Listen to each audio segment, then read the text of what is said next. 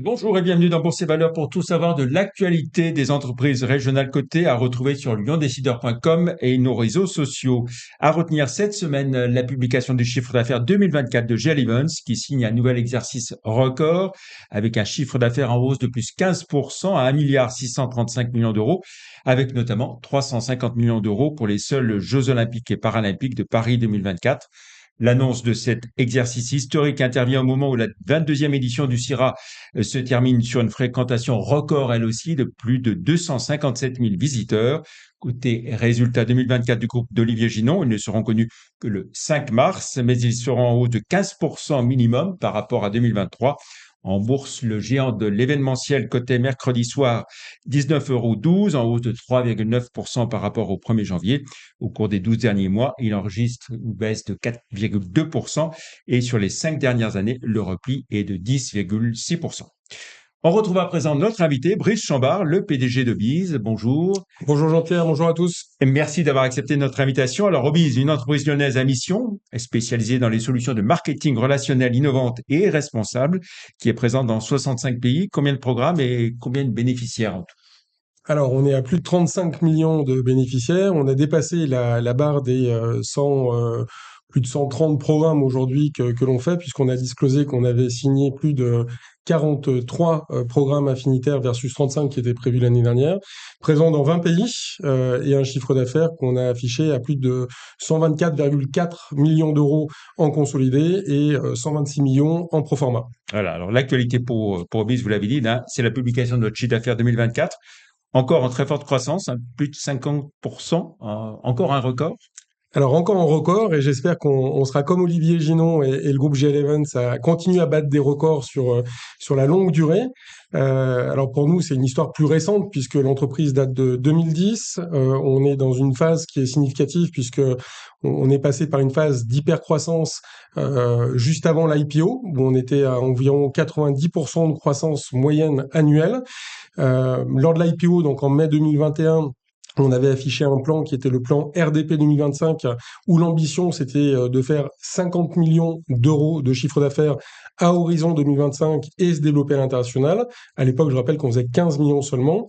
Et donc, comme vous venez de le dire, en 2024, on publie un chiffre d'affaires record pour nous de 125 millions, c'est-à-dire qu'on a réalisé le plan 2025 avec un an d'avance, une présence dans 20 pays. Et là, maintenant, on s'attaque à un nouveau plan qui s'appelle Equinox 2027. Alors, on va y revenir sur ce plan 2000, Equinox 2027. Deux activités pour revenir par rapport à votre chiffre d'affaires, les programmes relationnels et affinitaires et les boutiques de e-commerce. Comment tout ça a évolué? Si Alors, on les reprend dans le deux détail, voilà. activités ont bien évolué, ont évolué fortement. On est à 24% d'évolution sur la partie programme relationnel et affinitaire, et on a explosé la partie e-boutique. Je rappelle que l'année 2024 a une année de consolidation, puisqu'on avait racheté Adelia en 2022, on a racheté SLD, le leader de la partie comité d'entreprise et inter-CSE en 2023. On vient de racheter Achat Plus PME, donc fin 2024, et il est clair que cette partie e-boutique, notamment à destination des CSE, a littéralement explosé. On est à plus de 50% sur cette activité-là. Voilà. Quand vous dites donc programme relationnel et affinitaire, plus 24%, 8 millions d'euros à peu près. C'est ça, 7 millions 9. Hein, et les boutiques de e-commerce, plus 52%, à 116 millions. Exactement, tout à fait. Ce qui fait un chiffre d'affaires pro forma à plus de 125 millions, 126 millions exactement. Alors, de nouveaux programmes pluriannuels, hein, plus de 43, avec un modèle d'abonnement, c'est ça qui contribue le plus à la marge du groupe? Alors c'est clair que ces programmes relationnels et affinitaires sont sur des taux de marge de 80 à 85%. On a effectivement des belles signatures qui nous ont rejoints. Je pense notamment à Decathlon. Hmm. Decathlon, une marque à ne plus représenter. Je pense notamment à Massif Avantage, qui est quand même un précurseur dans le domaine des avantages affinitaires qui avait été fait par un assureur en solo, hein, je veux dire sans passer par un tiers. Donc aujourd'hui, signer Massif Avantage, c'est quelque chose qui pour nous est stratégique. On peut parler également de Shiva. On peut également parler d'Air France, Air France qui est aussi Air France Industrie, une belle signature, et d'autres, puisque Hmm. comme vous l'avez dit, on est à plus de Hmm. 43 Hmm. programmes Hmm. affinitaires nouveaux Hmm. pour cette année. Alors, sur les boutiques de e-commerce, est-ce qu'on peut parler d'un effet boule de neige, hein, avec les acquisitions? Alors, ce qui Vous est avez clair, c'est cité. que aujourd'hui, on a de plus en plus de bénéficiaires de nos programmes relationnaires. On a de plus en plus d'utilisateurs. Comme on est sur la partie du pouvoir d'achat et que on a un volume d'achat auprès de 60 000 partenaires aujourd'hui, 60 000 partenaires qui nous font des réductions ou des offres exceptionnelles et avec un modèle de revenu sharing donc que l'on peut repartager avec nos distributeurs. Eh bien, aujourd'hui, on arrive à avoir un pouvoir de négociation qui est relativement intéressant, qui nous permet d'améliorer encore les réductions que l'on peut obtenir et donc de permettre aux bénéficiaires d'augmenter leur pouvoir d'achat. Hmm. Donc, de plus en plus de bénéficiaires, de plus en plus d'entreprises qui rejoignent nos solutions. Le fait d'avoir acheté Achat Plus PME est aussi quelque chose d'important puisqu'on est à 40 000 adhérents qui bénéficient en moyenne de 27% d'économies sur leurs achats groupés auprès de 100 enseignes de premier plan. Je pense à Stellantis, je pense à d'autres acteurs de ce type-là, à Deco, où on a des offres qui sont exclusives et très très loin devant ce que peut proposer d'autres acteurs. Comment se présente l'année 2025? Quels sont vos objectifs? On parlera après hein, du plan Du plan Equinox. Equinox, alors 2025, c'est poursuivre la nouvelle organisation, puisque je rappelle que fin 2024, on a mis en place une nouvelle organisation avec la nomination de 2 DG, un DGA sur les activités, donc Julien Matteo, qui était l'ancien directeur général de SLD, qui maintenant pilote les activités au niveau opérationnel, au niveau du groupe. Je parle notamment de la fidélisation client, le développement des activités, le développement des partenariats. On va mettre en place une régie pub. Enfin bon, il y a pas mal de choses qui sont en ligne de mire.